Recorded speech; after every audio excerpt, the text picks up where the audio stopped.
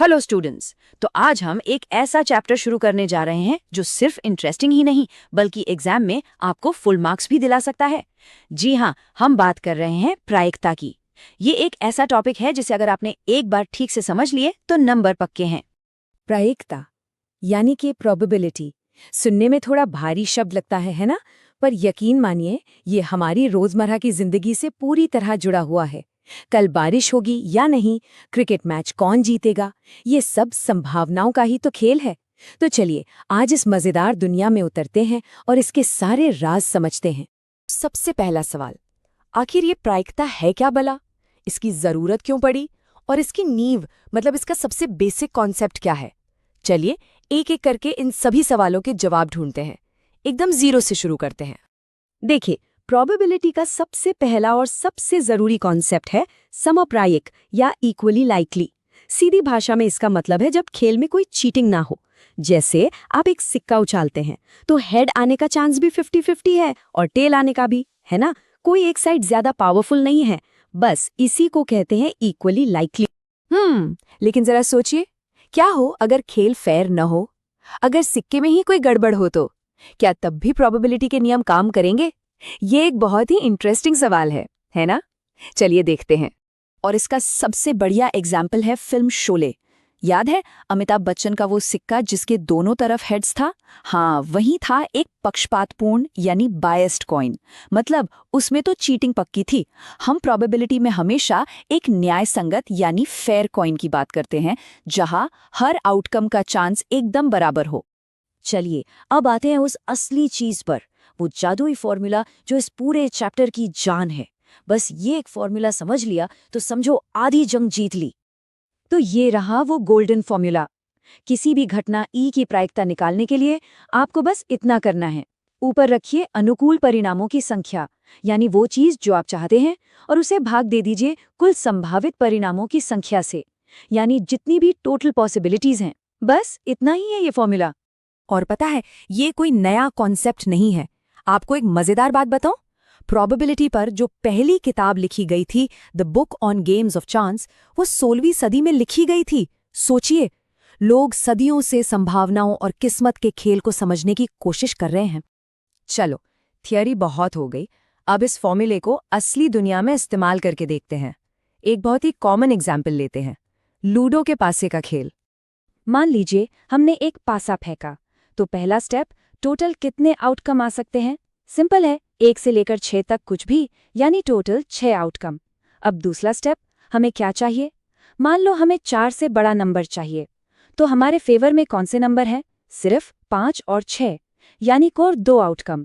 अब तीसरा step, formula लगाइए। हमारे फेवर में है 2 और टोटल है 6, तो प्रोबेबिलिटी हुई 2/6, जिसे सिंप्लीफाई करने पर आएगा 1/3। देखा कितना आसान था?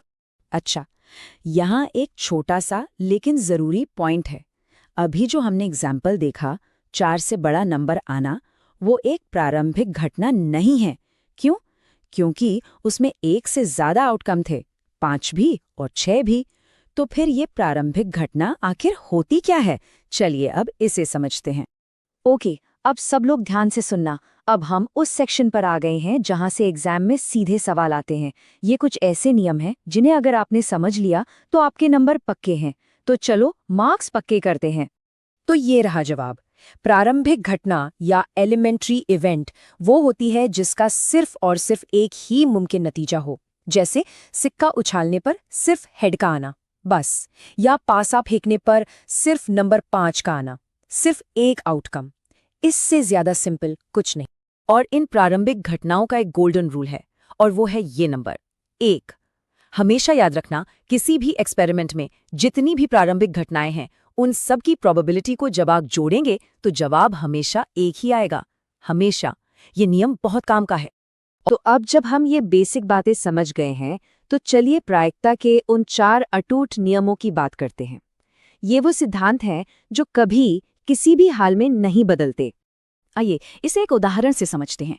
मान लीजिए हमने एक पासा फेंका। अब 4 से बड़ी संख्या आने की क्या संभावना है? तो हमारे काम की संख्याएं हैं 5 और 6, यानी कुल 2 संख्याएं। तो 6 में से 2 मौके हैं, जिसका मतलब हुआ 1/3 की प्रायिकता। अच्छा, अब इसका उल्टा सोचते हैं। 4 से बड़ी संख्या ना आने की क्या संभावना है? इसका मतलब है 1, 2, 3 या 4 का आना। तो अब हमारे पास 6 में से 4 मौके हैं, यानी 2/3 की प्रायिकता। और बस यहीं से निकलकर आता है हमारा पहला अटूट नियम। किसी भी घटना के होने की प्रायिकता और उसके न होने की प्रायिकता को अगर जोड़ दें तो जवाब हमेशा एक ही आएगा। जैसे हमारे पिछले उदाहरण में 1/3 और 2/3 को जोड़ने पर एक ही आता है। अब आता है नियम नंबर 2, असंभव घटना। एक ऐसी घटना जो कभी हो ही नहीं सकती, जैसे एक नॉर्मल पासे पर 7 आना। उसकी प्रायिकता हमेशा 0 होती है, बिल्कुल 0।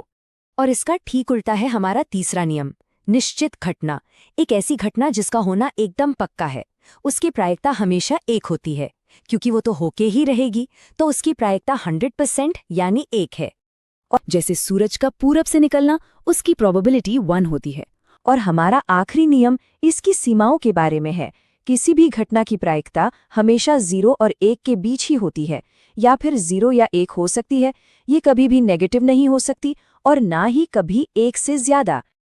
और जानते हैं सबसे दिलचस्प बात क्या है? प्रायिकता के ये सारे नियम और सिद्धांत असल में ताश और जुए जैसे खेलों को समझने की कोशिश में बने थे। ये सब संयोग के खेल का गणित समझने से ही शुरू हुआ। तो एक मामूली से सिक्के के उछाल से लेकर मौसम की भविष्यवाणी और शेयर बाजार के बड़े बड़े अनुमानों तक, प्रायिकता के यही सीधे साधे नियम हमें इस अनिश्चित दुनिया को बेहतर ढंग से समझने में मदद करते हैं। तो ये था प्रोबेबिलिटी का एक बेसिक इंट्रोडक्शन। मुझे उम्मीद है कि अब तक सब कुछ क्लियर हो गया होगा। लेकिन कहानी अभी खत्म नहीं हुई है।